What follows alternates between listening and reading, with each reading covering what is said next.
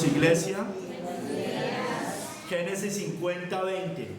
Vosotros pensasteis mal contra mí, mas Dios lo encaminó a bien, para hacer lo que vemos hoy, para mantener en vida a mucho pueblo.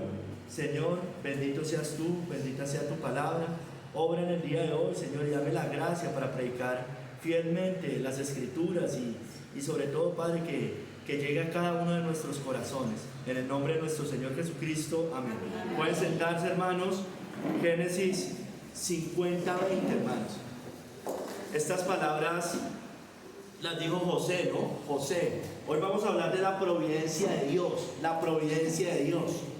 Hermanos, miren, primero, antes de empezar con la cita y describir lo que estaba pasando allá, definamos qué es la providencia de Dios o qué es la providencia de Dios.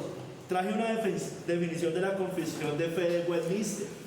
Dice la Confesión de Fe de Westminster: Dios, definiendo lo que es la providencia de Dios, Dios, el gran creador de todo, sostiene, dirige, dispone y gobierna a todas las criaturas, acciones y cosas, desde la más grande hasta la más pequeña, por su sabia y santa providencia, conforme a su presciencia infalible y al libre e inmutable consejo de su propia voluntad, para la alabanza de la gloria de su sabiduría, poder, justicia, bondad y misericordia.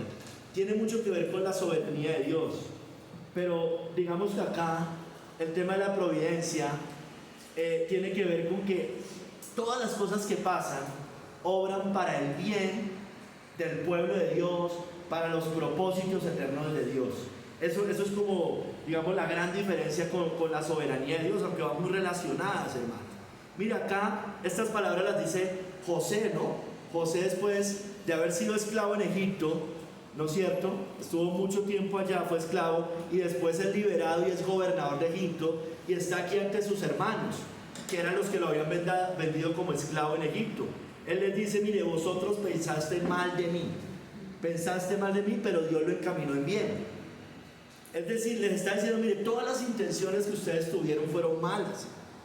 Ustedes contradijeron los sueños que Dios me había dado. Recuerden que Josué soñó que sus hermanos un día iban a estar de rodillas delante de él, y eso pasó después, ¿no?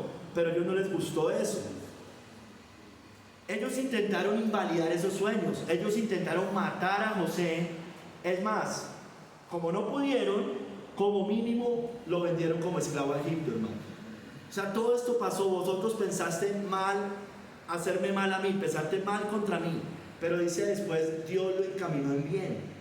Es decir, a pesar de todo eso, hizo que viniera bien. A pesar de toda esa maldad, hizo que viniera el bien, hermanos.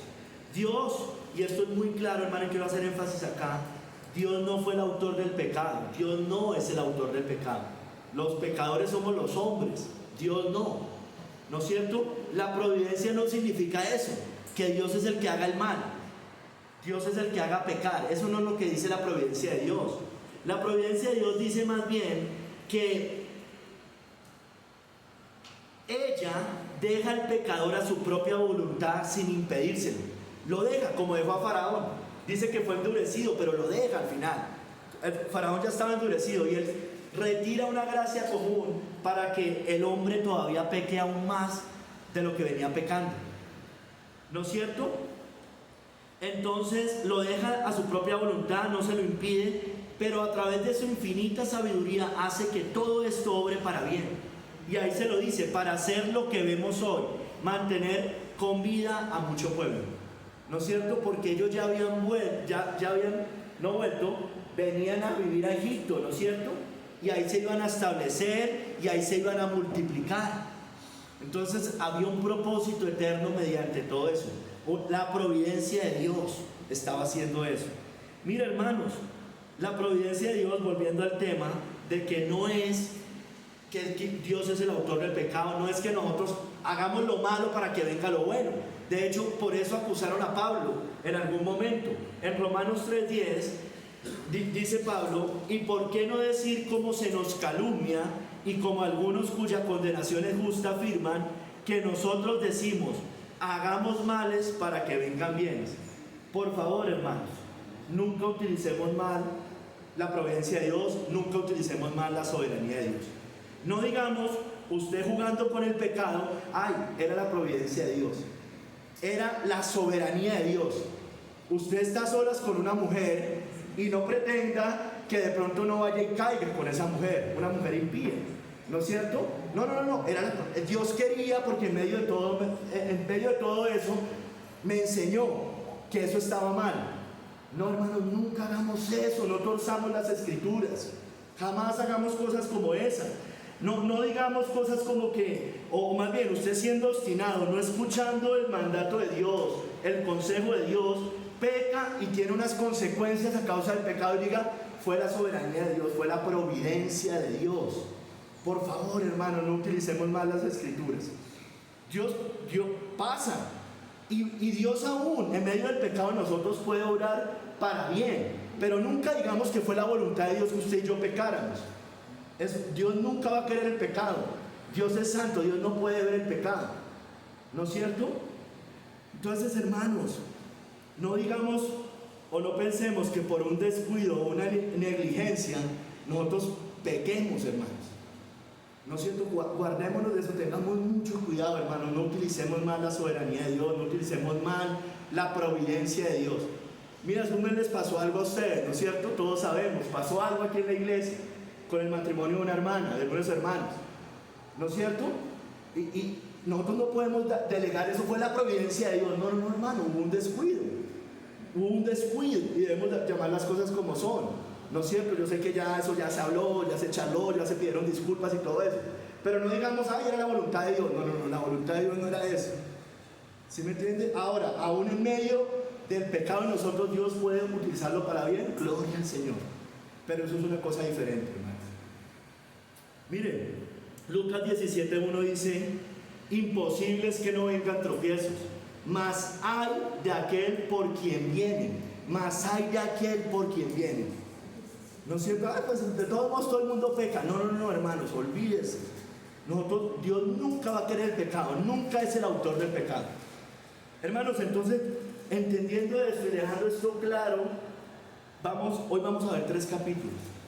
En el primer capítulo vamos a ver la providencia de Dios en Egipto, lo que pasó allá con José. En el segundo capítulo vamos a ver la manifestación de la providencia de Dios. La providencia de Dios.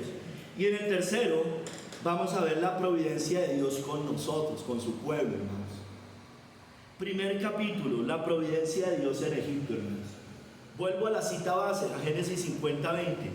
Vosotros pensasteis mal contra mí, mas Dios lo encaminó a bien, para hacer lo que vemos hoy, para mantener en vida a mucho pueblo. ¿No es cierto? Ellos pecaron, ¿no es cierto? Los hermanos de José. Dios no estaba a favor de lo que estaban haciendo, pero Dios encaminó aún eso malo para lo bueno.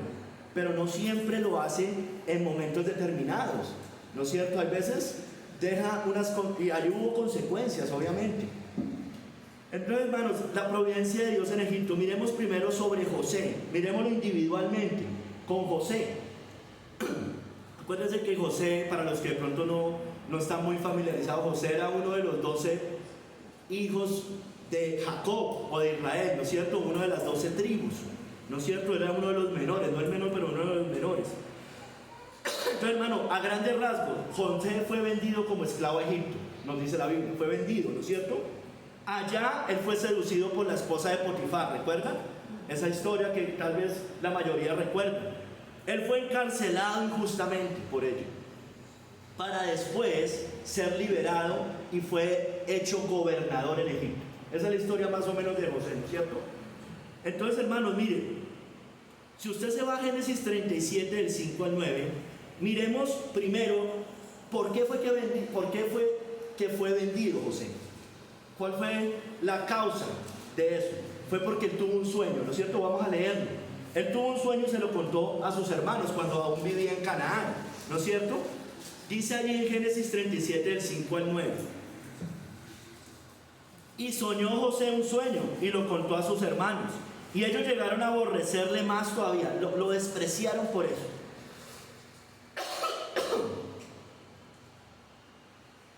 Y él les dijo: oíd ahora este sueño que he soñado. He aquí que atábamos manojos en medio del campo, y he aquí que mi manojo se levantaba y estaba derecho, y que vuestros manojos estaban alrededor y se inclinaban al mío. Le respondieron sus hermanos: ¿reinarás tú sobre nosotros? Se indignaron, ¿no es cierto? ¿O señorearás sobre nosotros? Y la aborrecieron aún más a causa de sus sueños y sus palabras. Soñó aún otro sueño y lo contó a sus hermanos diciendo: he aquí que he soñado otro sueño, y he aquí que el sol y la luna y 11 estrellas se inclinaban a mí. Ellos se pusieron muy bravos por eso. De por sí ya no lo querían porque era el preferido de su padre, ¿no es cierto? Pero con estas cosas más lo aborrecieron. Entonces, hermanos, ellos lo venden por envidia, dicen las escrituras. Voy a citar Hechos en el Nuevo Testamento 7 del 9 al 10. Lo dice claramente, dice: los patriarcas, movidos por envidia, vendieron a José para Egipto, pero Dios estaba con él. Y le libró de todas sus tribulaciones, y le dieron gracia y sabiduría delante de Faraón, rey de Egipto, el cual lo puso por gobernador sobre Egipto y sobre toda su casa. ¿No es cierto? Hermanos, miren, esa fue la historia a grandes rasgos. Pero hermanos, ya acá él se hace gobernador, ya sus hermanos lo reconocen, ya sus hermanos ven que él es el gobernador, ellos vienen de Canaán. Acuérdense que hay una hambruna, les toca ir por eso. En Génesis 45, el 4-8 nos muestra que ya José, después de ser esclavo y prisionero, ahora está sentado sobre sus hermanos, delante de sus hermanos, sobre sus hermanos, sobre los que lo vendieron, hermanos. Mire lo que dice ahí, leámoslo. Génesis 45, el 4 al 8, dice, 4 la parte B, empiezo desde la segunda partecita del verso 4. Dice: yo soy José vuestro hermano, el que vendisteis para Egipto. Ahora pues no os entristezcáis, ni os pese de haberme vendido acá, porque para preservación de vida me envió Dios delante de vosotros. Pues ya ha habido 2 años de hambre en medio de la tierra, y aún quedan 5 años en los cuales ni habrá arada ni siega. Y Dios me envió delante de vosotros para preservaros posteridad sobre la tierra, y para daros vida por medio de gran liberación. Así pues, no me enviasteis acá vosotros, sino Dios, que me ha puesto por padre de Faraón, y por señor de toda su casa, y por gobernador de toda la tierra de Egipto. Entonces mire que ya ellos estaban delante de José, y él les dice: mire, ustedes me vendieron, ya, listo, ya pasó. Pero mire, Dios permitió eso, no lo hizo, lo permitió para hacer lo que está pasando en este momento. Yo ser gobernador, que vengan ustedes, y ya vamos a desarrollar un poquito más la historia. Entonces, hermanos, ya después muere Jacob, Israel, el padre de todos ellos. En Génesis, en el capítulo base, o sea, Génesis 50, del 15 al 19, hermanos, previo a la cita base es Génesis 50, 20, voy a leer los versos 15 al 19. Vemos que ya después de morir Jacob, el padre de ellos, el temor se apodera de sus hermanos. Se dice: José va a tomar represalias contra nosotros. Ellos claman por misericordia. Leamos. Viendo los hermanos de José que su padre era muerto, dijeron: quizás nos aborrecerá José y nos dará el pago de todo el mal que le hicimos. Y enviaron a decir a José: tu padre me mandó antes de su muerte, diciendo: así diréis a José: te ruego que perdones ahora la maldad de tus hermanos y su pecado, porque mal te trataron. Por tanto, ahora te rogamos que perdones la maldad de los siervos del Dios de tu padre. Y José lloró mientras hablaban. Vinieron también sus hermanos y se postraron delante de él, y dijeron: henos aquí por siervos tuyos. Y le respondió José: no temáis, ¿acaso estoy yo en lugar de Dios? Claro, no le correspondía a José juzgar eso, de todos modos. Ya igual les habían pedido perdón, ellos tenían que pedirle perdón ya al Señor, o sea, mejor dicho, también a José, pero sobre todo al Señor, ¿no es cierto? Entonces, hermanos, miren, todo esto sucedió, hermanos, por la providencia de Dios. Dios lo permitió, hermanos, y guió todo esto para llevar a cabo sus propósitos, hermanos. En este caso era cumplir el sueño profético de José, porque ese sueño lo dio Dios, ¿no es cierto? No fue de la propia imaginación de José. Hermanos, lo hace gobernador en Egipto para salvar a mucho pueblo. Al final había un propósito más grande, no era simplemente cumplir el sueño, era un propósito mucho mayor, sigamos. Ese propósito era sobre su pueblo, hermanos, sobre los israelitas, que estaba apenas, era una nación naciente, apenas empezando, hermanos. Hermanos, Dios los iba a mantener con vida en ese momento, desde ese momento, para establecerlos en Egipto, hermanos, y que allí se multiplicaran. Dios los iba a llevar a Egipto, a pesar de todo eso, y allí los iba a establecer y los iba a multiplicar. Hermanos, miren, algunos dicen que ellos estuvieron 400 años en Egipto. Algunas veces en la Biblia usted va a encontrar 400 años o 430 años, dependiendo del momento en el cual tome la medida, ¿no es cierto? Por ejemplo, si usted se va a Gálatas 3:17, dice 430 años. Si usted se va a Hechos 7:6, dice 400 años. Hermano, bueno, sea como sea, el tiempo se cuenta desde la promesa a Abraham en Génesis 12:4 hasta la liberación de Egipto, ¿no es cierto? Entonces, ahí transcurrieron 430 años o 400 años, ¿no es cierto? Dependiendo de donde usted lo tome exactamente. Sin embargo, hay que ser justos con la realidad. Ellos realmente fueron esclavizados perversamente, no 400 años. Ellos fueron, porque ellos llegaron y ellos estuvieron, si es desde la promesa de Abraham, ellos sí estaban sometidos bajo Egipto, pero no eran esclavos como estaban después de que se levanta un rey que los somete y los subyuga, realmente. Entonces, en realidad, fueron 144 años de dura servidumbre. O sea, sí fueron 400 años y 30 años viviendo bajo Egipto, pero en dura servidumbre fueron realmente 144 años, porque 286 años pasaron antes de ser esclavos, como fueron cuando se levanta otro rey que no conocía a José, dicen las escrituras, y ahí los tratan, los tratan muy mal, los ponen en dura servidumbre, ¿no es cierto? Entonces, hermanos, ahora, los 71 años que vivieron con José, cuando José fue gobernador, ellos estuvieron muy bien, ¿no es cierto? Ellos no estaban siendo tratados duramente. Entonces, aunque estaban sometidos bajo el poder de Egipto, y por eso se dice que fueron 400 años, no estaban tratados en ese tiempo con duras servidumbres, ¿no es cierto? Entonces, pero bueno, no importa, hermanos. Sea como sea, hermanos, ellos fueron bajo el yugo de Egipto. 400 años estuvieron de todos modos bajo Egipto. ¿Por qué envió Dios al pueblo de Israel a Egipto? ¿Por qué no los dejó en Canaán? ¿No es cierto? Si ya les había prometido la tierra prometida, parece una tragedia, ¿no? ¿No era el pueblo de Dios? Bueno, hermanos, él necesitaba y quería que su familia se estableciera en Egipto. Él quería que así fuera, hermanos.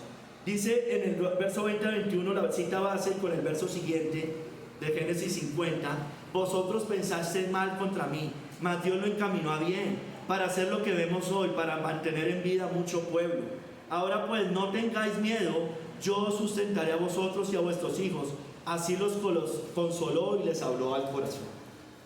¿No es cierto? Entonces, ¿cuál era el propósito? Mantener con vida a mucho pueblo, que se multiplicaran, hermanos.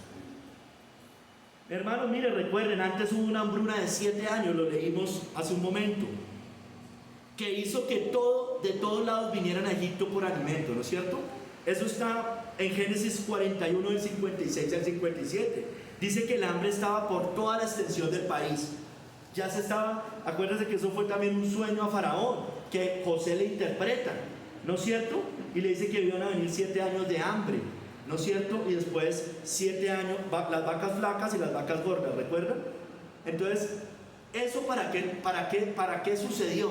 Para que los israelitas vinieran a Egipto por alimentos, para que vinieran los hermanos de José particularmente por alimentos.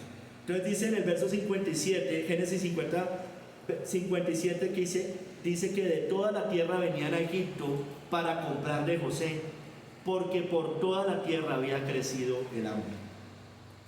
Entonces, hermanos, entre ellos los hermanos de José, como yo les decía, dicen en Génesis 42:3, perdón, dice: y descendieron los 10 hermanos de José a comprar trigo en Egipto. Vienen, hay hambre, y como José ya sabía, les había dicho al faraón: bueno, vamos a guardar en estos tiempos de vacas gordas, vamos a guardar alimento para que cuando vengan las vacas flacas no tengamos problema. De hecho, nos vamos a enriquecer porque de todos lados van a venir a comprarnos. Hermano, entonces todo eso lo permitió para que su familia después se asentara en la tierra de Egipto, siendo además sustentados por José, y se cumpliera también el sueño de José, de que se iban a inclinar delante de él. En Génesis 47, del 11 al 12 dice: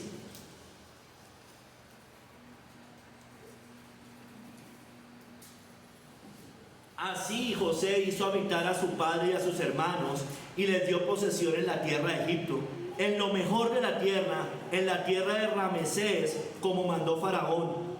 Y alimentaba a José a su padre y a sus hermanos, y a toda la casa de su padre con pan, según el número de los hijos. Esa tierra de Ramesés era más específicamente Gosén, ¿no es cierto? La tierra de Gosén. Y allí se convertirían, viviendo en la tierra de Gosén, en una nación grande y numerosa en Egipto. Dice Génesis 47:27: así habitó Israel en la tierra de Egipto, en la tierra de Gosén, y tomaron posesión de ella, y se aumentaron y se multiplicaron en gran manera, hermanos. Entonces, hermanos, la providencia de Dios orquestó todo esto. Orquestó todo esto. Preservó sus vidas por medio de José, la de los israelitas, para establecerlos en Egipto, hermanos, y que se volvieran una nación grande y numerosa. Ahora, insisto, lo quiero volver a dejar claro, hermanos: Él no ejecutó el pecado. Él utilizó el pecado del hombre, de los hombres, para hacer lo que Él quería hacer. Que eso es una cosa inmensamente diferente, hermanos. Del cielo a la tierra es esa diferencia, ¿no es cierto? Entonces, por favor, nunca torzamos las escrituras. Dios no es el autor del pecado. Dios no es el autor del pecado. Hermanos, y entonces, listo, se multiplican, pero ¿para qué? Al final había un propósito aún más grande, ¿no es cierto? Listo, el sueño de José. Segundo, la multiplicación de los israelitas en Egipto. ¿Pero para qué, hermanos? Para liberarlos, hermanos. Eso iba a permitir, y eso hoy nosotros leemos esa historia y decimos: eso es tipología de la liberación de los cristianos del yugo del pecado y de Faraón. Y el Nuevo Testamento nos lo explica con esas historias, o con esa historia. Entonces, hermanos, Dios los visitaría después de muchos años de servidumbre, ahí sí de dura servidumbre, para liberarlos y llevarlos después ¿a dónde? A la tierra prometida, que es tipología del cielo, hermanos. En Génesis 50, 24 al 26, después de la cita base, dice: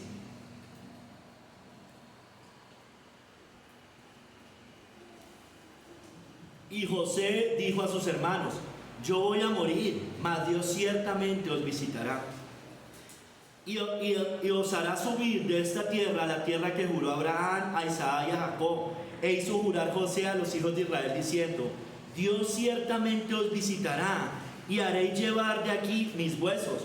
Y murió José a la edad de 110 años, y lo embalsamaron y fue puesto en un ataúd en Egipto.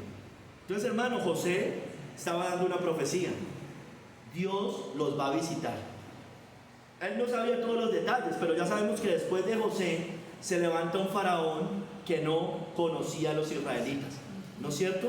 Se levanta otro rey. El que estaba sí lo conocía y los protegió, ¿no es cierto? Hay gobernantes que protegen el pueblo de Dios aunque no sean cristianos. Hay otros gobernantes que subyugan al pueblo de Dios. O sea, no todos los que no son cristianos nos hacen la guerra. Esa es la realidad, y aquí nos muestra un ejemplo de eso. Entonces, hermano, José está dando una profecía, hermanos, ¿no es cierto? Que Dios los iba a visitar después. Entonces, hermano, y efectivamente eso se cumple. porque Dios no es hombre para que mienta, ¿no es cierto?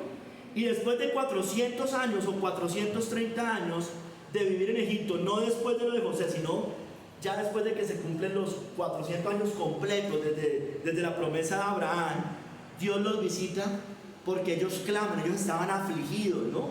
Había una aflicción por causa de unas pruebas que estaban pasando en ese momento, que estaban siendo subyugados, muy duro. Dice en Éxodo 3 del 16 al 17: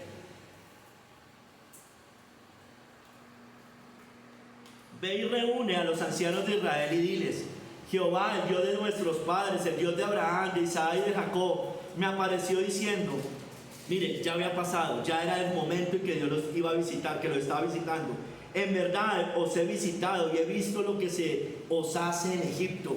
Y he dicho, yo os sacaré de la aflicción de Egipto a la tierra del Cananeo, del Eteo, del Amorreo, del Fereceo, del Jebeo y del Jebuseo, a una tierra que fluye leche y miel.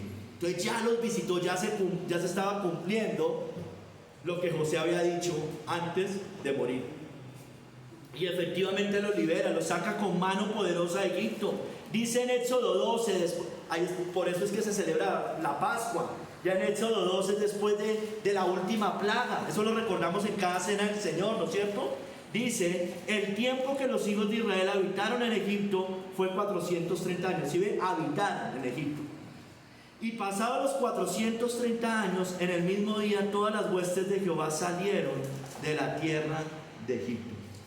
La última plaga, los primogénitos, después de eso, y eso es la Pascua, empiezan a celebrar la Pascua. Y es lo que nosotros hacemos cada 8 días cuando tomamos la cena del Señor, que celebramos al Cordero Pascual, a Cristo.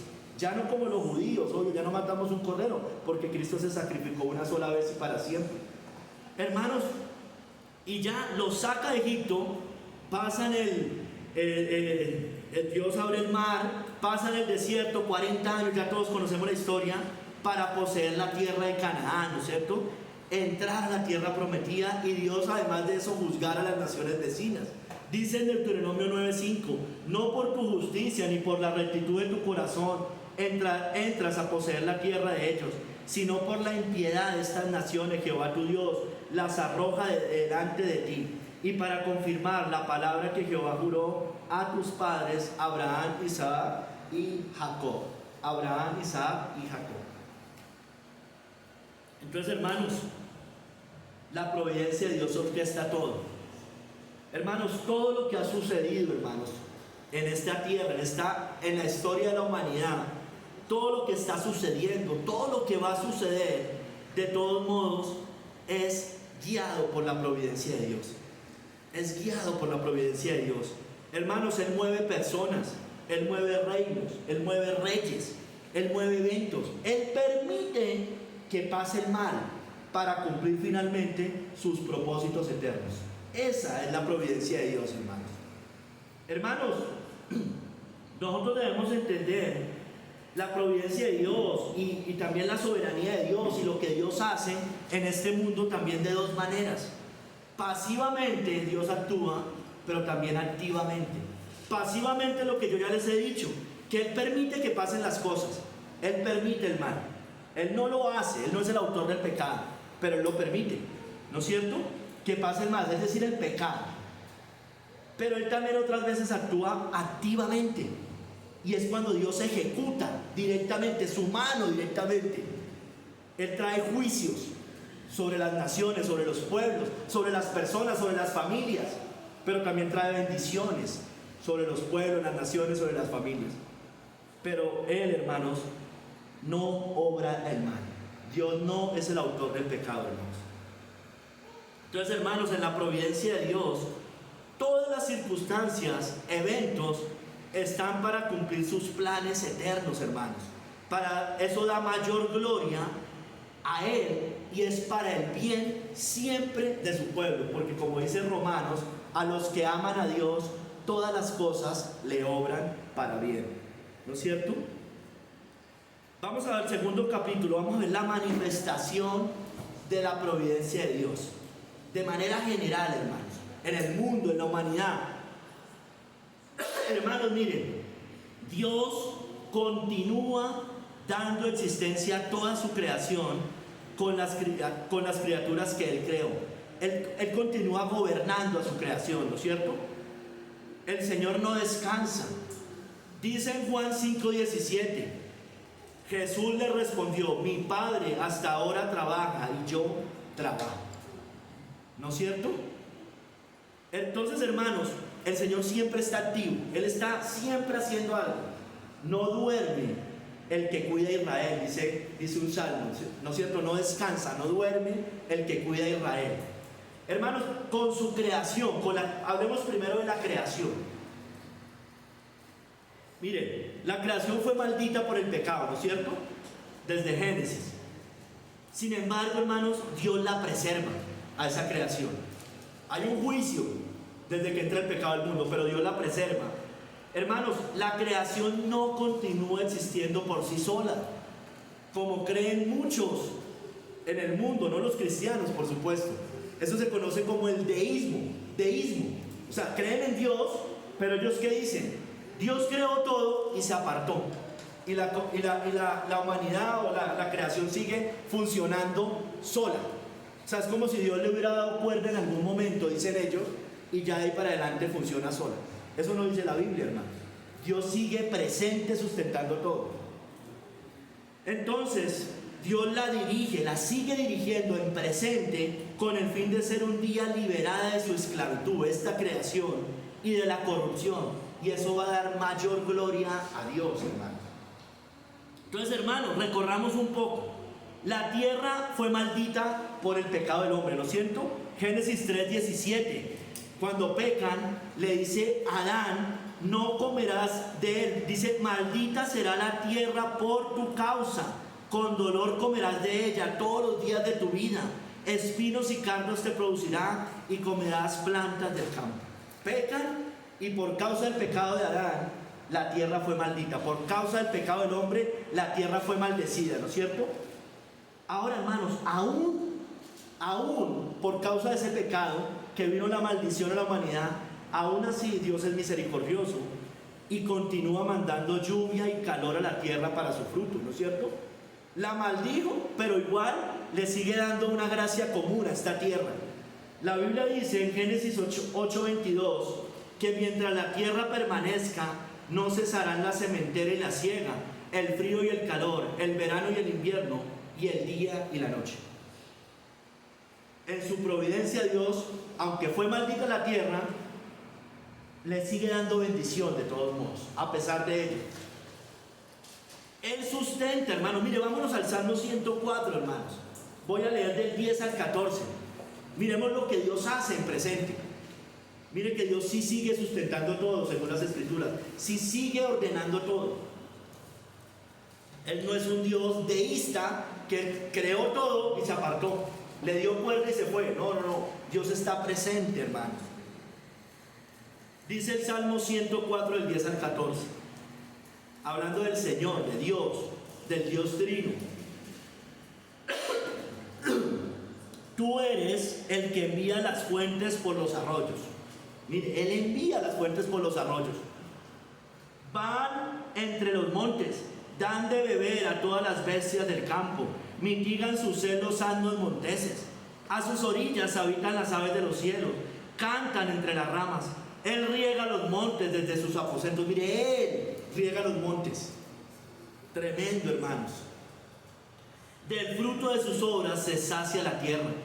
Él, el Señor, hace producir el heno para las bestias y la hierba para el servicio del hombre, sacando el pan de la tierra, hermanos. Es el Señor el que lo hace. Si tomamos agua, hermanos, eso viene de algún lado que el Señor, de alguna montaña, de la tierra, de la lluvia. Bendito sea nuestro Dios, hermanos. Hermano, la Biblia también dice que Cristo específicamente sustenta todo, porque Él es Dios. Dice en Colosenses 1:16 que Él es antes de todas las cosas y todas las cosas en Él subsisten. Entonces no es solo el Padre, no, el Hijo también sustenta todo, sustenta la creación en este caso. Entonces, hermanos, miren, Dios da envía las fuentes por los arroyos. La Biblia dice que mientras permanezca esta tierra, hermanos, no cesará la sementera, la siega, el frío, el calor, el verano y el invierno. Entonces, hermanos, miren, tranquilos que el agua no se va a acabar, como los alarmistas de las élites de hoy. ¿Sabe para qué hacen eso? Entre otras cosas, para vendernos el agua. Pero realmente el agua viene del cielo, hermanos. Es un recurso no renovable. Renovable. ¿No es cierto? El agua nunca se va a acabar, hermanos, según las Escrituras, porque mientras permanezca esta tierra, eso va a suceder. Va a seguir el Señor mandando lluvia sobre justos e injustos. Va a mandar calor sobre justos e injustos. Entonces no nos alarmemos por esas cosas. Ahora, vienen desastres, vienen inundaciones, hay sequías, por supuesto. Lo vemos todo el tiempo, hermanos, pero debemos entenderlo como los juicios de Dios para una humanidad caída. Hermanos, mire, y esta tierra es maldita, ¿no es cierto? Sin embargo, como les vengo diciendo, Dios la sustenta. Y Cristo, el Hijo de Dios, vino a esta tierra maldita que Él mismo sustenta a expiar el pecado, a salvar a la humanidad y ser glorificado en el cielo, como dice Hebreos 1:3. El cual, siendo el resplandor de su gloria y la imagen misma de su sustancia, y quien sustenta todas las cosas, miren, lo vuelve y lo dice sobre Cristo, quien sustenta todas las cosas con la palabra de su poder, habiendo efectuado la purificación de nuestros pecados por medio de sí mismo, se sentó a la diestra de la majestad en las alturas. La tierra es maldita, Dios tiene misericordia, la sigue sustentando, y el Hijo de Dios viene a esta tierra maldita a expiar nuestros pecados. Eso es gracia, hermanos. De tal manera amó Dios al mundo que envió a su Hijo unigénito para que todo aquel que en él crea no se pierda, mas tenga la vida eterna. Hermanos, y la Biblia también dice que Cristo, el Hijo de Dios, va a volver otra vez a esta creación, a esta tierra maldita, esclava de la corrupción, para ser libertada. La tierra, hermanos, estoy hablando de la tierra específicamente. Y eso lo dice el apóstol Pablo en la carta a los Romanos, capítulo 8, del 19 al 21. Miren lo que dice, hermanos. Porque el anhelo ardiente de la creación es el aguardar la manifestación de los hijos de Dios. Está hablando de la segunda venida de Cristo, de la resurrección de los muertos. Porque la creación fue sujetada a vanidad. ¿Por qué? Por el pecado, ¿no es cierto? Fue maldita. No por su propia voluntad, sino por causa del que la sujetó en esperanza. Porque también la creación misma, mire, será libertada de la esclavitud de corrupción a la libertad gloriosa, hermanos, de los hijos de Dios.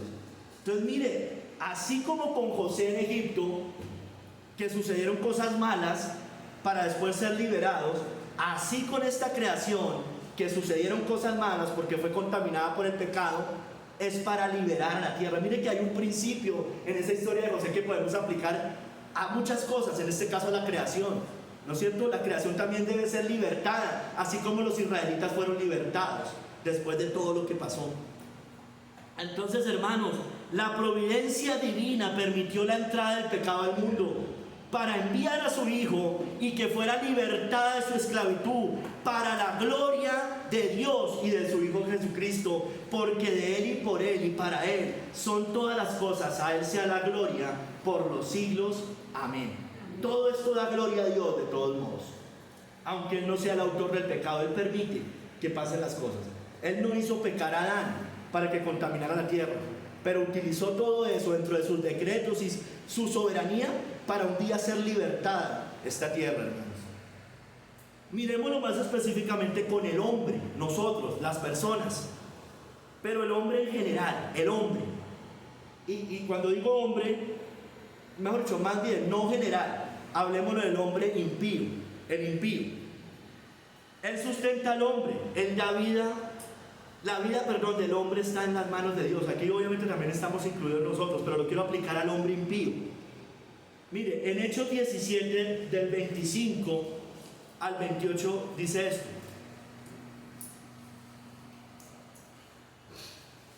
En la parte B del 25, Hechos 17, 25b.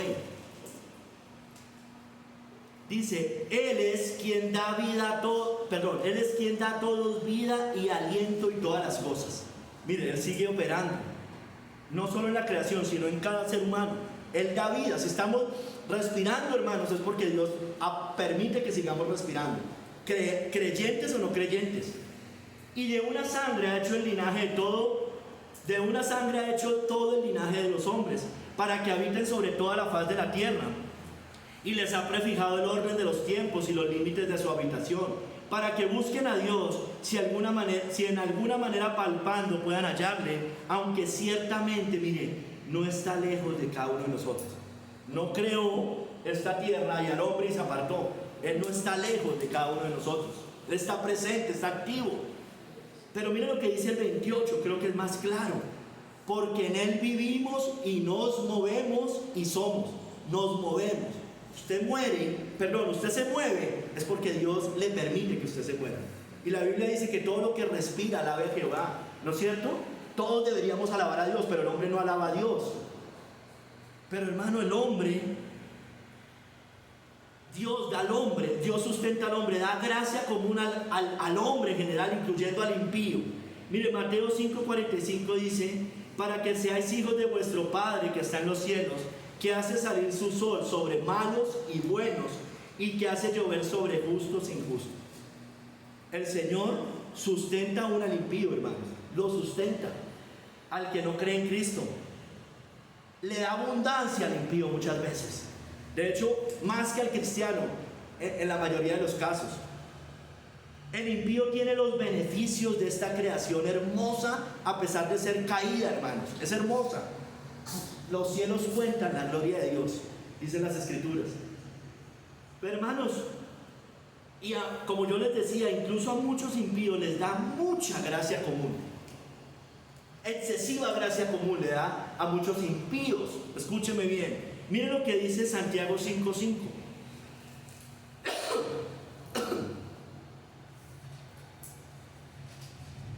Habéis vivido en deleite sobre la tierra. Le está hablando un rico opresor. Habéis vivido en deleite sobre la tierra y sido disolutos. Habéis engordado vuestros corazones como en día de matanza. Les da mucha abundancia a muchos impíos, ¿no es cierto? Eso sucede, usted lo ve todo el tiempo. Mira a los reyes, mira a los gobernantes, mira a las élites, mira a los malvados, tienen mucha abundancia. Terrenal, por supuesto, no espiritual, terrenal, material.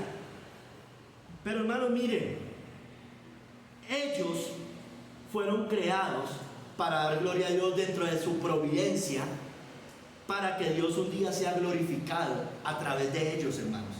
Aún a través de ellos. De esta manera, Proverbios 16:4, todas las cosas ha hecho Jehová para sí mismo, y aún al impío para el día malo. Está engordando para el día de la matanza, como dice Santiago. Bueno, un día, si no se arrepienten esas personas, eso va a dar gloria a Dios, porque fueron creados aún para el día malo. Aún para ese día que se van a presentar delante del que los creó, que les dio tanto sustento, tanta providencia aún, tanta gracia común más bien, engordados para ese día, hermanos, engordados para el día de la matanza. Y eso va a dar la gloria a Dios también. Ay, ¿por qué Dios permite el mal? Bueno, por esto, entre otras cosas. ¿Por qué Dios permite el mal? ¿Por qué permite que los niños se mueran? ¿Por qué permite? Todos le echamos la culpa a Dios. No, Dios no es el autor del pecado. Así es. No es el autor del pecado. Lo permite porque un día están siendo engordados para el día de la matanza, y ellos fueron creados aún para el día malo, hermanos. Ay, hermanos, sigamos. Los gobernantes de esta tierra, dentro de la providencia de Dios. La Biblia nos muestra que Él dirige a todos los reyes de la tierra. Eso dice la Biblia, ¿no es cierto? Buenos y malos, pero hermanos, para cumplir sus propósitos eternos, hermanos. Ellos son lacayos de Dios al final de cuentas. Son lacayos, hermanos. Nosotros los vemos a veces muy grandes, pero son unos lacayos finalmente del Señor. Mire, dice Proverbios 21:1. Como los repartimientos de las aguas, así está el corazón del rey en la mano de Jehová. A todo lo que quiere lo inclina. a lo que Dios quiera, hermanos, porque Dios es soberano. Buenos y malos. Aún los malos, escúcheme bien, Dios los utiliza, ya sea como yo les hablaba, de activamente para mandar o bendición a las naciones o juicio a las naciones. Hermanos, la Biblia nos dice que Él pone y los quita, los pone y los quita, y Él, el Señor, cambia los tiempos, hermanos. Es Dios, hermanos. Cuando vienen nuevos vientos de lo que sea, buenos o malos, es la mano invisible del Señor detrás de eso, cambiando los tiempos. Tuvimos tiempos buenos, malos, el comunismo, todas estas cosas. Es el Señor detrás de todo eso. Y lo dice acá, en el libro de Daniel. Él muda los tiempos y las edades. Hoy soplan nuevos vientos en el mundo, ¿no es cierto? Hoy parece que soplan nuevos vientos. Sean malos o buenos, hermano, Dios está detrás de eso. Él cambia esos tiempos. Es Dios el que lo está detrás cambiando, hermanos. Él muda los tiempos y las edades. Quita reyes y pone reyes. Da la sabiduría a los sabios y la ciencia a los entendidos. Hermanos, mire, por ejemplo, Él humilló a Nabucodonosor, ¿no es cierto? Lo volvió una bestia y después lo levantó, ¿no es cierto? Daniel 4:34, porque Él quita y pone reyes. Daniel 4:34 dice: mas al fin del tiempo, yo Nabucodonosor alcé mis ojos al cielo y mi razón me fue devuelta. Y bendije al Altísimo y alabé y glorifiqué al que vive para siempre, cuyo dominio es sempiterno y su reino por todas las edades. Ustedes saben la historia, creo que, no sé si todos la conocen. Lo hace comer hierba como un animal, lo vuelve una bestia. Y después, para levantarlo, ¿no es cierto? Y la Biblia nos dice que a través de Nabucodonosor levantó a Babilonia, ¿no es cierto? En aquellos tiempos. Y después, 3 imperios más, hermanos, que después debían caer para traer el reino glorioso y eterno de Cristo, hermanos. Todo eso tenía un propósito dentro de la providencia de Dios. Mire, escúcheme bien otra vez. Humilla a Nabucodonosor, levanta a Nabucodonosor, levanta el reino a Babilonia. Después vienen 3 imperios más. Ese es el sueño también de la imagen, ¿no es cierto? Los 4 imperios. Después viene el Medo-Persa, después vienen los griegos y después el imperio romano, ¿no es cierto? Pero después, ¿qué pasa? Leamos Daniel 2:35. Después de que tenían que caer esos 4 imperios, miren. Entonces fueron desmenuzados también el hierro, el barro cocido, el bronce, la plata y el oro, y fueron como tamo de las eras del verano, y se los llevó el viento sin que de ellos quedara rastro alguno, hermanos. Mas la piedra que hirió a la imagen fue hecha un gran monte que llenó toda la tierra. Ese es Cristo, hermanos. El reino de Cristo, que es un reino, como dice ahí, sempiterno, eterno, hermanos, que se extiende hasta la eternidad, hermanos. No tiene fin. Estos 4 imperios cayeron, hermanos. Todo va a caer. Lo único que va a prevalecer es el reino glorioso de Cristo por la eternidad. Hermanos, sigamos con los eventos, con eventos particulares que pasan en esta tierra, en esta humanidad. Hermanos, aún los eventos malos tienen un propósito eterno en el plan divino. Todo, lo bueno y lo malo. Mire, por ejemplo, Amós 3:6 dice: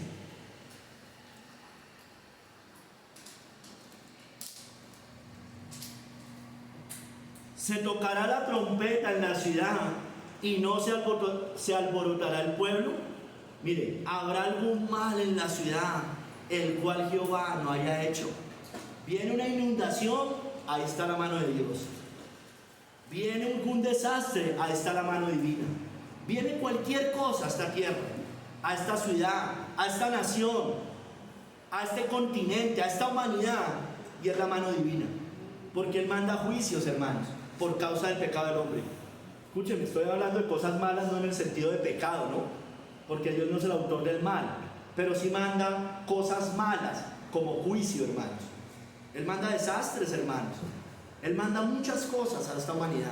Dice, vuelvo y se lo leo: habrá algún mal en la ciudad, el cual Jehová no haya hecho. Hermanos, Él trae mal o bien. según sus propósitos eternos. Lo dice el profeta Isaías también de esta manera, en Isaías 45, del 6 al 7, en la parte B del verso 6. Dice: yo Jehová y ninguno más que yo, que formo la luz y creo las tinieblas, que hago la paz y creo la adversidad. Yo Jehová soy el que hago todo esto. Hago la paz y creo adversidad. Cuando hay paz en una nación, es la mano de Dios ahí detrás. Cuando hay guerras en una nación, de todos modos también es la mano de Dios. Claro, por causa del pecado del hombre, ¿no es cierto? Por causa del pecado del hombre, pero es la mano de Dios de todos modos que lo permite. Hermanos, entonces usted y yo, entendiendo también esto, debemos entender que cada evento que viene a nuestras vidas, las cosas malas, difíciles, las pruebas, las tribulaciones, es por la mano de Dios, hermano, al final de cuentas. Y hermanos, y eso le viene a justos e injustos. A justos e injustos les vienen cosas difíciles, hermanos.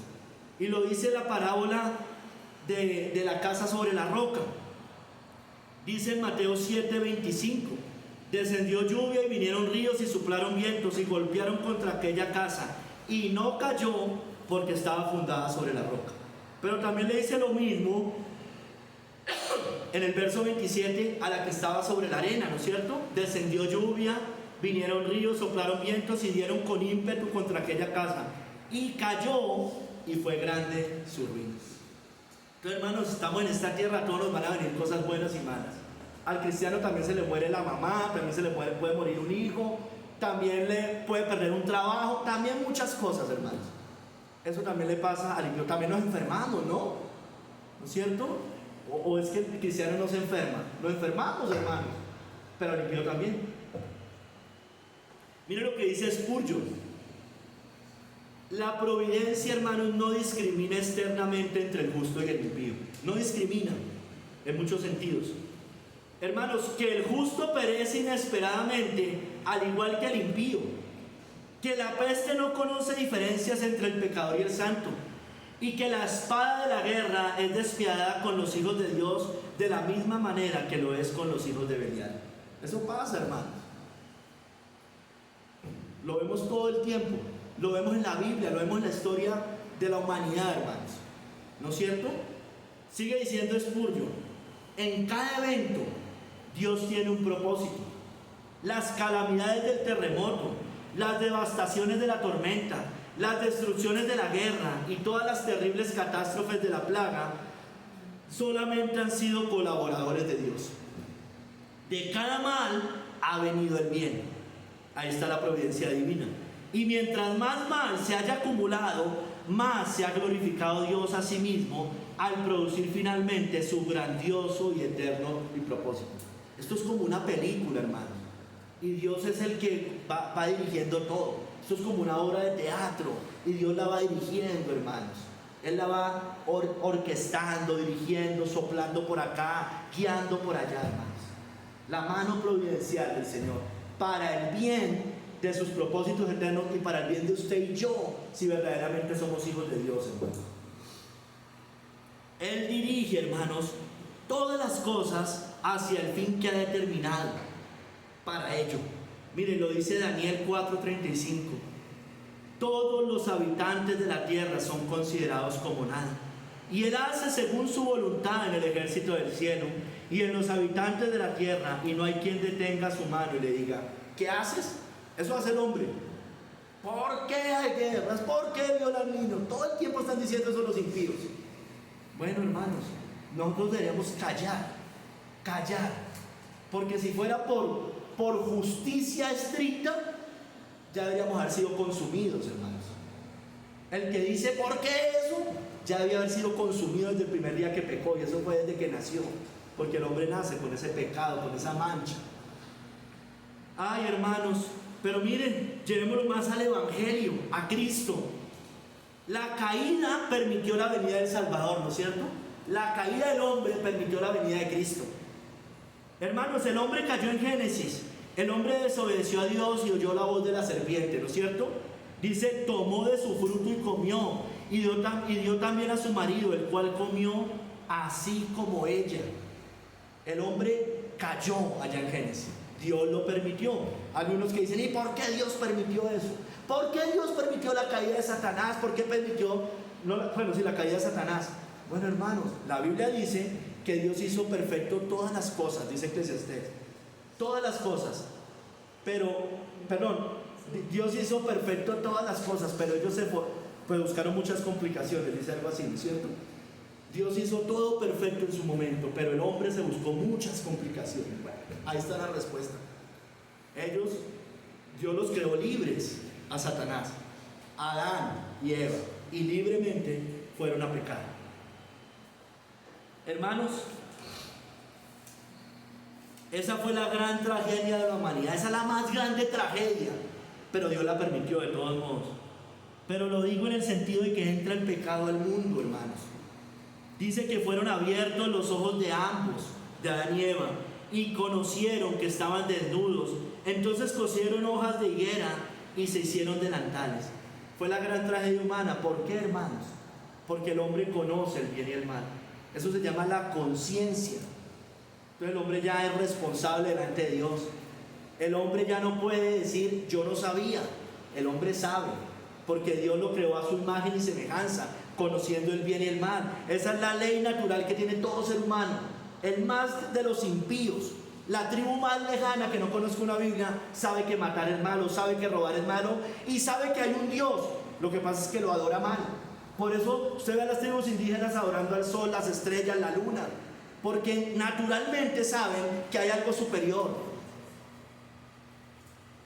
Hermanos, fue la gran tragedia porque el hombre es responsable, la responsabilidad humana. El hombre por eso teme a Dios, el hombre huye de Dios.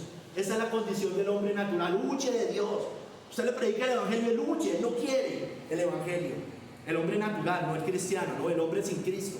El hombre huye de Dios y eso pasó allá en Génesis, eso hicieron Adán y Eva. Dice que Jehová Dios llamó al hombre y le dijo, ¿dónde estás tú? Y él respondió, oí tu voz en el huerto y tuve miedo porque estaba desnudo y me escondí. El hombre está desnudo delante de Dios. El hombre ha pecado y sabe que Dios sabe que ha pecado, muy en el fondo, aunque muchos endurezcan su conciencia. El hombre por eso huye de Dios. El hombre no quiere saber nada del Dios verdadero, escúcheme bien, del Dios verdadero. Hermano, el hombre muere espiritualmente a partir de ahí, por eso el hombre nace muerto, escúcheme bien, como veíamos ayer. Y Él os dio vida a vosotros cuando estabais muertos en nuestros delitos y pecados. Hermano, pero miren, a partir de allí nace muerto, queda destituido de la vida eterna el hombre.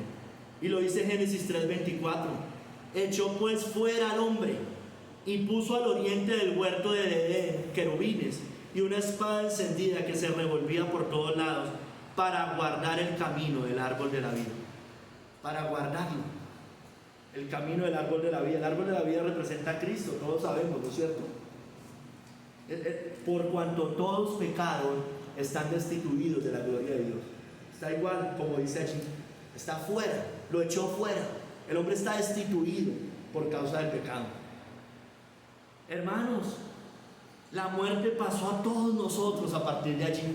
Romanos 5:12. Por tanto, como el pecado entró en el mundo por un hombre, y por el pecado la muerte, así la muerte pasó a todos los hombres, por cuanto todos pecaron. Todos pecamos, hermanos. Estamos destituidos, pero eso vino desde allá, desde esa maldición de Génesis, desde la caída. Hermanos, pero dentro de la providencia divina, aunque hayan pasado todas estas cosas, todo esto tenía el glorioso propósito de enviar a Cristo y vencer a Satanás. Amén. Lo dice allá en Génesis 3:15, porque Satanás fue el que incitó a pecar a Adán y Eva. Génesis 3:15, y pondré enemistad entre ti y la mujer, y entre tu simiente y la simiente suya. Esta te herirá en la cabeza, y tú le herirás en el calcañar. Cristo con su muerte, con su resurrección, le estaba dando un golpe mortal a Satanás. Estaba hiriendo su cabeza, hermanos. Y Él sabe que le queda poco tiempo, hermanos. La providencia divina lo permitió para revelar a Cristo. Dios envía a su Hijo entonces dentro de su providencia en el tiempo determinado, hermanos, para salvar a su pueblo, al pueblo de Dios.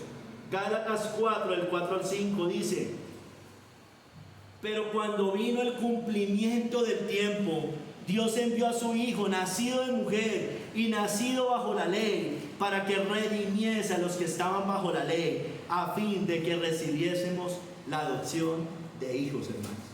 Mire, todo lo malo que pasó, Dios lo utilizó para bien. La caída lo utilizó, así como con José. Vosotros pensaste hacerme mal, pero Dios lo encaminó en bien. Esa es la providencia de Dios, hermanos. El pecado de Adán trajo la condenación, es verdad, pero esto permitió que Cristo trajera la bendición y la justicia de vida. Romanos 5:18: como por la transgresión de uno vino la condenación a todos los hombres, de la misma manera por la justicia de uno vino a todos los hombres la justificación de vida. La providencia divina, hermanos. Satanás pensó que estaba haciendo mal. Satanás pensó hacer mal allí cuando incitó a Adán y Eva, pero Dios lo encaminó para bien, para ver lo que estamos viendo ahora. Mucho pueblo, de todos modos, cristianos verdaderos. Estamos hablando 6.000 años después, hermanos. 6 milenios. Y Dios sigue aquí habiendo un pueblo de Dios. Y lo va a ver hasta que volvamos, hasta que Cristo vuelva, perdón, por nosotros. Va a haber de toda tribu, de toda lengua, de toda nación, un pueblo glorificando al Señor, hermanos.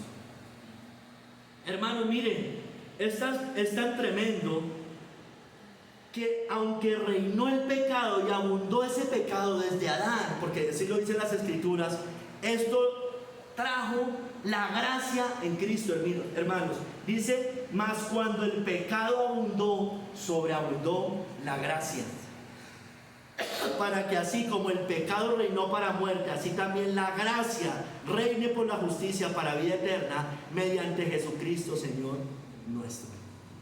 Entonces eso era en su providencia, Él lo permitió porque esto iba a traer más gloria a Dios. Sí, Dios, hermano, Dios en su soberanía y en su providencia, o más bien en su soberanía, Él hubiera podido no permitir el pecado. Y listo, y ya, y todo acabó ahí, ¿no es cierto? Pero Dios quería que todo eso pasara para salvar mucho pueblo, porque eso da mayor gloria a Dios, hermanos. No ejecutó el mal, pero sí lo permitió para salvar a mucho pueblo, como vemos hoy, ¿no? Hermanos, mire, es tan tremenda la providencia de Dios y su soberanía, que aún permitió el pecado de los israelitas, de los judíos, en tiempos de Cristo, para salvarnos a nosotros, los gentiles. Romanos 11:30 dice: pues como vosotros también en otro tiempo eres desobedientes a Dios, le está hablando a los gentiles, pero ahora habéis alcanzado misericordia por la desobediencia de ellos. Dios no ejecutó el plan malévolo de los fariseos de entregar a Cristo, pero Dios lo permitió. Los dejó libres que actuaran. ¿Para qué? Para introducirnos a nosotros, los gentiles, a su reino y gloria, hermanos. Mire, aún más, hermanos. Él permitió la desobediencia judía de aquel entonces, de hace 2000 años, para un día, hermanos, salvar a la generación final de judíos, y eso también lo dicen las Escrituras, por medio ahorita de nosotros, los gentiles, hermanos. Dice Romanos 11:31, usted sabe que ahí está esa profecía en las Escrituras, que va a haber una salvación grande de judíos al final, antes de que Cristo venga. Y Romanos 11:31-32 también nos lo dice. Así también estos ahora han sido desobedientes, está hablando de los judíos de aquel entonces, para que la misericordia concedida a vosotros, a los gentiles, ellos también alcancen misericordia, porque Dios sujetó a todos en desobediencia para tener misericordia de todos, hermanos.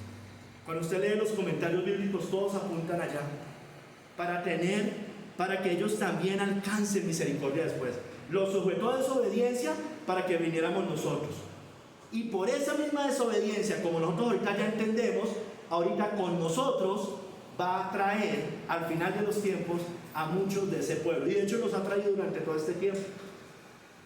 Hermanos, y nosotros, tercer capítulo, nosotros, ya más enfatizado en nosotros.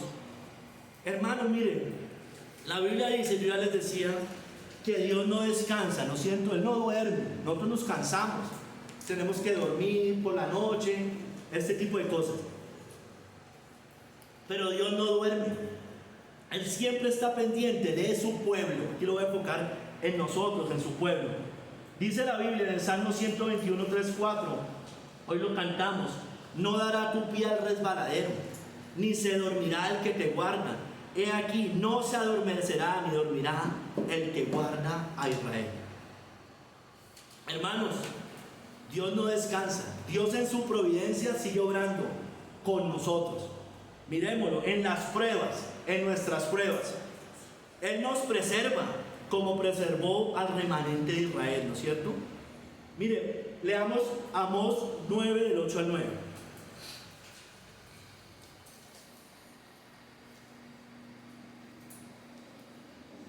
Entonces, en medio de las pruebas, dice Amós 9 del 8 al 9. He aquí, los ojos de Jehová el Señor están contra el reino pecador, y yo lo asolaré de la faz de la tierra, mas no destruiré del todo la casa de Jacob. Siempre tiene su remanente, siempre, siempre, siempre, hermanos. Dice Jehová, porque aquí yo mandaré y haré que la casa de Israel sea zarandeada entre todas las naciones, como se zarandea el grano en una criba, y no cae un granito en la tierra. ¿No es cierto, hermanos? Eso es aplicable para nosotros. Somos zarandeados todo el tiempo en las pruebas. Pero Él no va a permitir que su pueblo finalmente caiga definitivamente, porque Él nos preserva en su providencia. Él estará con nosotros, hermanos, como dice el Salmo 23, 4. Aunque ande en valle de sombra de muerte, no temeré mal alguno, porque tú estarás conmigo, tu vara y tu callado me infundirán aliento, hermanos. Hay tribulaciones, hay pruebas, vienen a causa de ello las aflicciones, como veíamos el viernes, ¿no es cierto? Pero la vara y el callado del Señor, la mano del Señor, nos infunden aliento en medio de todas esas cosas. Hermanos, miren, nosotros debemos entender las pruebas. Yo sé que a la carne no le gustan las pruebas, pero las pruebas son una misericordia de todos modos divina, hermanos, porque ahí está probando nuestra fe. Leamos 1 de Pedro 1, del 6 al 7. No las queremos, hermano, pero son necesarias las pruebas.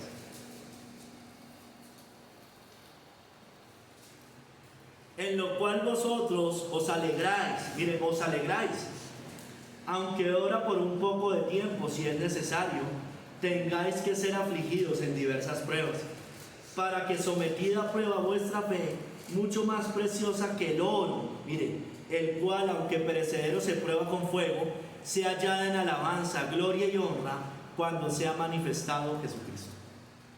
Entonces las pruebas son para probarnos, hermanos, es elemental, ¿no? Valga la redundancia, las pruebas son para probarnos, es decir, para saber si somos de Él o no.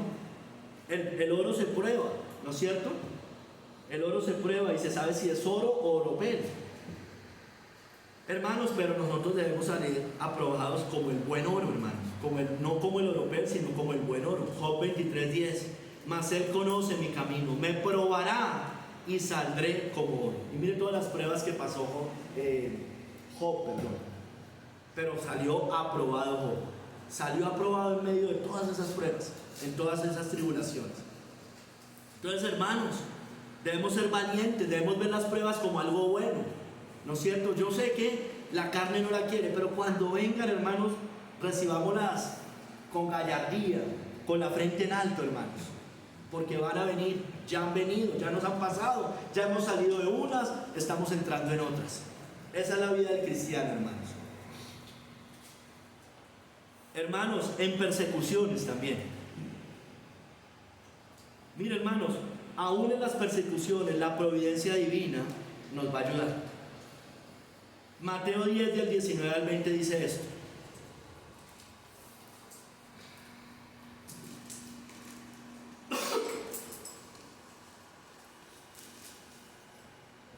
mas cuando os entreguen, no os preocupéis por qué o qué hablaréis, porque en aquella hora os será dado lo que habéis de hablar, la providencia de Dios. Porque no sois vosotros los que habláis, sino el Espíritu de vuestro Padre que habla en vosotros. Esas cosas se cumplieron con los cristianos de aquella época. que les iba a pasar eso, lo iban a llevar a los tribunales. Pero eso es una aplicación para todos nosotros, para todo cristiano a lo largo de toda la historia. Imagínense a Martín Lutero. A Martín Lutero le pasó algo similar, ¿no? Lo llevan ante el concilio papal y lo tienen ahí, lo quieren llevar después para matarlo. Y el Señor habló por él. Yo no sé, yo no creo que Lutero planeó todas esas palabras que dijo, a menos de que se me convenza por las escrituras.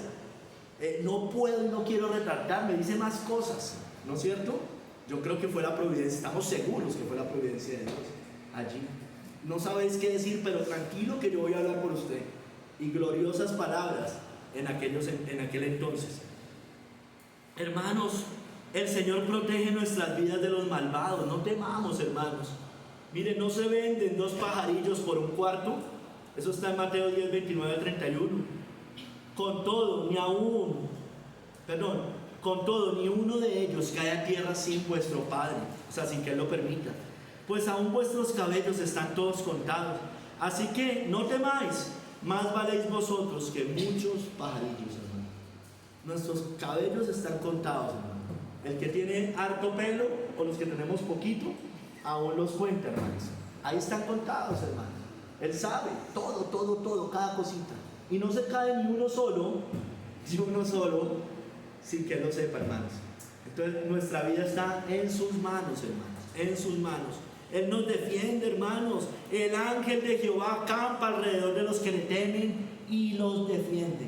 Ahora, hermano, hay veces defender no necesariamente es que nuestra vida, algún día tenemos que morir, ¿no es cierto? Algún día podremos morir por causa de una persecución, por ejemplo. Pero ya el Señor cumplimos un propósito dentro de su soberanía y en medio de su providencia. Hermanos, Él conoce nuestras aflicciones, no temamos. Salmo 56, 8. Mis huidas tú has contado, pon mis lágrimas en tu redoma, ¿no están ellas en tu libro? Hermano, Él sigue trabajando. Si ve que ese Dios deísta que dice que Dios creó todo y ya se aparta, no, Él conoce todo, Él está pendiente. Dice en otro lado, no traje esta cita, pero dice que los oídos o los ojos de Jehová están atentos a las oraciones de los justos. Él sigue trabajando, hermanos. Él nos está escuchando todo el tiempo. Él está operando, gobernando, dirigiendo. Entonces cualquier cosa mala que venga, escúcheme bien, cualquier cosa mala que venga, que no es por causa de nuestro pecado, sino que simplemente vino la pérdida de un hijo, alguna cosa de estas, bueno, hermano, recibamos, eso fue el Señor, yo no planeé eso. Ahora, si vino algo por causa del pecado de nosotros, bueno, arrepintámonos, aprendamos de ello y esperemos a ver el Señor qué va a hacer allí, porque seguramente va a venir alguna disciplina, alguna consecuencia por causa de ello. Pero aún así, hermanos, confiemos en el Señor. Mire lo que dice Thomas Watson: Dios ha de ser de confianza cuando sus providencias parecen ir en contra de sus promesas. Escúchenme bien, parecen ir en contra de sus promesas. Dios, por ejemplo, prometió a David que le daría la corona, el reino, ¿no es cierto? Se lo había prometido para hacerlo rey. Pero la providencia resulta contraria a su promesa de repente. David empieza a ser perseguido por Saúl. Estaba en peligro su vida. Entonces imagínense David pensando, bueno, me prometió un reino y ahorita me van a matar, me quiere devorar Saúl. Parece ir en contra de su promesa. La promesa de Dios, la providencia de Dios parece que va en contra de la promesa de Dios. Hermanos, el Señor hace a menudo por la providencia cruz, hermano, cruz. O sea, dificultades para llevar a cabo su promesa. Dios le prometió, por ejemplo, a Pablo la vida de todos los que estaban con él en el barco, pero ahora la providencia de Dios parece funcionar bastante contrario a su promesa, ¿no es cierto? Empiezan los vientos a soplar, la nave se divide y se rompe en pedazos, y Dios le había prometido que iba a salvar a toda esa, que los iba a llevar a salvo. Entonces imagínense a Pablo en ese momento. Y de este modo Dios cumplió su promesa, porque después finalmente todos llegan salvos a la orilla. Confiemos en el Señor, hermanos, confiemos en Dios, confiemos en la providencia divina. Esto lo dijo Charles Spurgeon: el camino de justicia a menudo ha conducido a los hombres al potro de tormento, a prisión, al patíbulo y a la hoguera, mientras que el camino del pecado a menudo los ha llevado al imperio, al dominio y a la alta estima de los otros. Un cristiano dice, mire, yo hice bien y estoy metido en una cárcel, perdí un trabajo. Y el impío hace mal y prospera. Hermanos, tranquilo, esa es la providencia de Dios. Eso usualmente pasa, hermanos. Eso usualmente pasa. No es cierto que en este mundo Dios castigue a los hombres por su pecado. El impío peca todo el tiempo y no es castigado inmediatamente por su pecado. ¿No es cierto? Eso no pasa siempre, hermanos.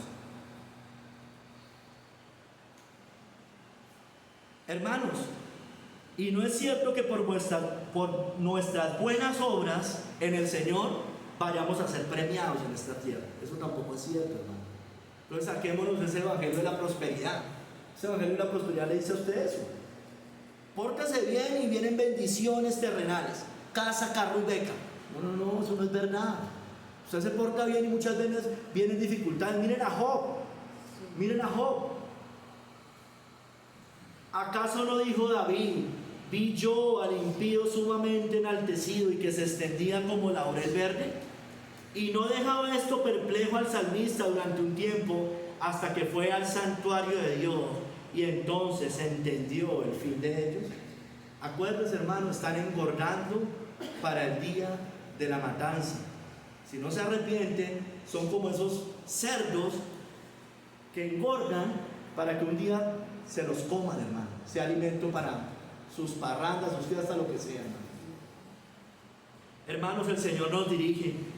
Usted y yo tenemos deseos, impulsos, proyectos, pero hermano, Dios es el que endereza todo eso. Él es más sabio. Él frustra nuestros planes muchas veces, porque mire, como dice Proverbios 16:9, el corazón del hombre piensa su camino, mas Jehová endereza sus pasos. Mire, tenemos usted y yo muchos planes, pero Él responde a su tiempo. Proverbios 16:1, del hombre son las disposiciones del corazón, mas de Jehová la respuesta de la lengua. Ay, Dios, ¿por qué no me responde? Dios, ¿por qué no me dijo? Yo le he orado. Hermano, Él verá cómo lo hace. Él verá cómo responde. ¿Y cuándo responde? Hermanos, Él es más sabio que nosotros, porque mis pensamientos no son vuestros pensamientos, ni vuestros caminos mis caminos, dijo Jehová. Porque como son más altos los cielos que la tierra, así son mis caminos más altos que vuestros caminos, y mis pensamientos más que vuestros pensamientos. Él sabe, hermano, Él sabe más, muchísimo más. Usted y yo no sabemos, no entendemos. Nosotros estamos acá, pero Él mira todo el panorama, tiene todo el panorama completo. Y además Él es el que lo está orquestando. No solo lo conoce, Él lo orquesta, hermanos. Hermanos, Él nos enseñará y guiará por su camino, pero usted y yo no seamos obstinados, hermanos. Como dice Salmo 32, 8, 9. Te haré entender y te enseñaré el camino en que debes andar. Sobre ti fijaré mis ojos. Pero mire lo que dice después. No seas como el caballo, como el mulo, sin entendimiento, que ha de ser sujetados con cabestro y con freno, porque si no, no se acercan a ti. Él nos va a hacer entender por las buenas o por las malas. Él nos dice, hágalo por las buenas. No sea como el mulo o el caballo. Ellos no entienden. Y muchas veces actuamos los cristianos así, como el mulo, somos necios. Bueno, nos vamos a dar unos totazos durísimos, hermano. De todos modos, eso es la providencia de Dios. Hermanos, todo obra para nuestro bien. Miren, Romanos 8, 28 al 29, yo ya se las he referenciado varias veces durante el sermón, pero la quiero leer completa. Para nuestro bien, para ser santos en esta tierra y para alcanzar la gloria eterna un día, hermanos. Todo obra para eso. Ese es el bien supremo, hermanos, finalmente. Y lo dice Romanos 8, 28 al 29, la cadena de la salvación, o la cadena de oro de la salvación, algunos la conocen. Es que nos gusta leer solo el 27, solo nos gusta leer el 28, pero no nos gusta leer el resto y entender qué significa el resto. Y sabemos que a los que aman a Dios todas las cosas le ayudan a bien. Esto es a los que conforme a su propósito son llamados. Pero miren, porque a los que antes conoció también los predestinó, para que fuesen hechos conformes a la imagen de su Hijo. Entonces aquí está primeramente la santificación. Debemos ser conformados al carácter de Cristo. La santificación, para que Él sea el primogénito entre muchos hermanos. Pero sigue diciendo, y a los que predestinó, a estos también llamó, y a los que llamó, a estos también justificó, y a los que justificó, a estos también glorificó. Entonces todo obra para bien es de eso, hermanos, de que usted mientras esté en esta tierra va a ser conformado al carácter de Cristo. ¿No es cierto? Nos van a pasar cosas similares que le pasaron a Cristo. Cristo, para hallar la corona, primero pasó por la cruz, ¿no es cierto? No hay corona sin cruz, hermanos. Si alguno quiere ser mi discípulo, niéguese a sí mismo, tome su cruz y sígame. ¿No es cierto? Pero un día, hermanos, esa gloria, todo esto que pasa, todo esto que Dios está orquestando, es para un día su pueblo sea totalmente glorificado. Mire, hermanos, esta historia es tremenda. Y usted y yo deberíamos pensar así. Yo no pienso muchas veces así. Debemos aprender de estos grandes hombres. Mire, esto lo cuenta J.C. Ryle sobre un hombre que se llamó Bernard Gilpin. Era un reformador en tiempos del reinado de María la Sangrienta en Inglaterra, siglo XVII más o menos, si no estoy mal, siglo XVII. Fue conocido él como el apóstol del norte. Tremendo, hermano, la providencia divina. Miremoslo. En los peores, hablando de este hombre, este reformador Bernard Gilpin, se dice que en los peores y más oscuros tiempos, este hombre solía decir siempre: todo está en el pacto eterno de Dios y tiene que ser para bien, decía él. Tremendo. Hacia el final del reinado de la Sangrienta María, se le convocó repentinamente para que fuera de Durham a Londres para ser juzgado, decía la reina María, por herejía. Y con toda probabilidad iba a ser quemado como otros hombres que ya estaban siendo quemados por ser cristianos, porque vivían bajo un reino católico romano que perseguía a los cristianos, dizque por herejes. Bueno, este buen hombre aceptó tranquilamente el llamamiento y dijo a sus dolientes amigos, porque sus amigos se estresaron: ay, pobrecito. Y él dijo: no, tranquilo, esto está en el pacto y tiene que ser para bien. En su viaje, entonces él arrancó para Londres. En su viaje, su caballo se cayó y él se fracturó la pierna. Entonces imagínense, lo van a juzgar y seguramente lo van a quemar. Y fuera de eso, en el viaje se quiebra la pierna este hombre. Se fracturó la pierna, pero miren la providencia divina. Tuvo que hospedarse en una posada en el camino. Y una vez más se le preguntó: ¿qué opinas de esto?